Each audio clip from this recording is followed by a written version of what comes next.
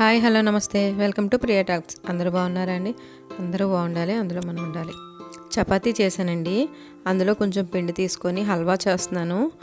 First chapati ముద్ద కొంచెం తీసుకొని మనం ఒక 2 hours వాటర్లో నానబెట్టుకోవాలండి, మంచినీటిలో.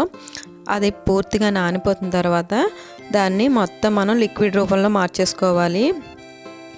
మనం ఏదైతే చపాతీ కలుపుకున్నామో అదే ముద్దని ఒక 2 గంటలు నానబెట్టుకున్న తర్వాత కొంచెం నీళ్ళు తీసుకొని కలుపుకోవాలన్నమాట. బాగా లిక్విడ్లా, అంటే మనం దోశల రుబ్బలా అయిపోవాలి, మెత్తగా స్మూత్గా అయిపోవాలి.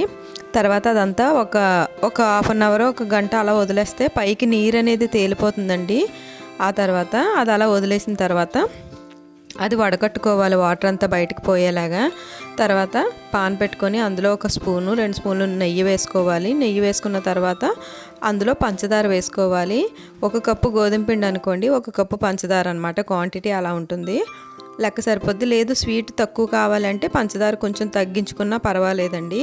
హల్వా చాలా బాగుంటుంది, తప్పకుండా ట్రై చేయండి. పిల్లలు స్వీట్ తినాలనిపించినప్పుడు బెల్లం రూపంలో కూడా వేసుకోవచ్చండి. ఇది పంచదార అంతా మెల్ట్ అయిన తర్వాత మనం ఏదైతే వడకట్టి పెట్టుకున్నామో ఆ లిక్విడ్ మొత్తం, ఆ బ్యాటర్ అంతా ఇందులో వేసుకోవాలి. అలా కలుపుతూనే ఉండాలన్నమాట. నెయ్యే కానీ కొంచెం ఎక్కువే పడుతుందండి. నెయ్యి నూనె 2 కలిపి వేసుకోవచ్చు, కానీ నెయ్యితో అయితే చాలా బాగుంటుంది.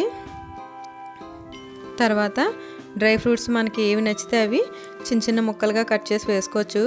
కిస్మిస్, కాజు, బాదం, పిస్తా అలా ఏవైనా వేసుకోవచ్చు అనమాట. మధ్య మధ్యలో నెయ్యి కొంచెం కొంచెం వేసుకుంటూ బాగా కలపాలి. పాన్ నుంచి సపరేట్ అయిపోవాలండి. మొత్తం సపరేట్ అయిపోయిన తర్వాత అది అలా కలుపుతూనే ఉండాలి. అడుగట్టిపోతుంది అనమాట. లేకపోతే మీడియం ఫ్లేమ్లో పెట్టుకొని అలా కలుపుతూ ఉంటే ఆ నేతితో ఉడుకుతుంది, ఆ పంచదార మొత్తం అంతా పట్టేస్తుంది అనమాట. అలా మధ్య మధ్యలో తిప్పుతూ ఉంటే కొంచెం కలర్ చేంజ్ అవుతుందండి. ఇంకా కావాలంటే నెయ్యి వేసుకోవచ్చు పూర్తిగా, కానీ నేను చాలే అని ఇంకెక్కువ వేయలేదండి. దీన్నే వేరే ప్లేట్లోకి తీసుకొని లేదా బౌల్లో కన్నా తీసుకొని ముక్కల్లా కట్ చేసుకోవచ్చు, కానీ నేను ఇందులోనే ఉంచేసాను.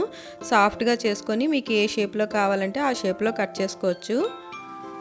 పూర్తిగా చల్లారిపోవాలండి. చల్లారిపోయిన తర్వాత చిన్న చిన్న ముక్కలుగా చేసుకొని ముందే కట్ చేసి ఉంచేస్తే పీసుల్లా వచ్చేస్తాయి. తర్వాత పూర్తిగా చల్లారిన తర్వాత ఫ్రిడ్జ్లో పెట్టుకుంటే వారం రోజులైనా పాడవదండి. అసలు చాలా స్మూత్గా నోట్లో వేసుకోగానే కరిగిపోయేలాగా చాలా బాగుంటుంది. చాలా అంటే చాలా బాగుంటుంది, తప్పకుండా ట్రై చేయండి. చూడండి ఎంత స్మూత్గా ఉందో, చాలా టేస్ట్గా కూడా ఉంటుంది. ఇలాచీ పౌడర్ కూడా వేసుకోవాలండి, నేను మర్చిపోయాను. 1 హాఫ్ స్పూను యాలకుల పొడి కూడా వేసుకుంటే చాలా బాగుంటుంది. డ్రై ఫ్రూట్స్ అంటారా, ఇక మన ఇష్టం, ఏవైనా వేసుకోవచ్చు. నువ్వులు, పలుకులు, బాదం, పిస్తా అలా ఏదైనా వేసుకోవచ్చు. నేను ఎప్పుడు చపాతీ చేసినా ఇలా చేస్తానండి. అలానే ఉదయం బంగాళదుంప ఫ్రై చేశాను. ఆ ఫ్రైని కొంచెం మధ్యలో అలా పెట్టి ఇలా స్నాక్స్లా తయారు చేశాను అనమాట. చపాతీల్లోనే చపాతీ చేసినప్పుడల్లా ఇలా ఏదో ఒక స్నాక్స్ చేస్తే పిల్లలు ఇష్టంగా తింటారు కదండి. నా వీడియోస్ నచ్చితే తప్పకుండా లైక్ చేయండి, షేర్ చేయండి, కామెంట్ చేయండి, సబ్స్క్రైబ్ చేసుకోండి. ఇంకా ఇలాంటి మంచి మంచి వీడియోస్ చేయాలని కోరుకుంటూ ఇవాళకి ఇదే అండి వీడియో.